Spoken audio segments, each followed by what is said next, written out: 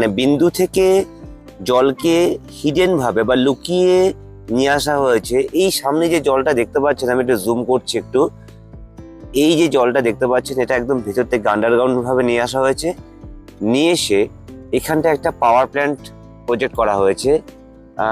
দেখা যাচ্ছে না হয়তো, আমি দেখছি সাইডে এসে, এই যে পাওয়ার প্ল্যান্ট প্রজেক্ট করা হয়েছে এখানটায়। ওই বিন্দু থেকে জল নিয়ে এসে, যেহেতু ওটাকে ঢেকে নিয়ে আসা হয়েছে, তাই এটাকে বলা হয় জল ঢাকা। আচ্ছা, সামনে সামনে যে একটা রিভার রয়েছে, এই রিভারের ঠিক ওই সাইডটাতে, মানে ওপারটাতে পুরোটাই কিন্তু ভুটান পড়ে গেল।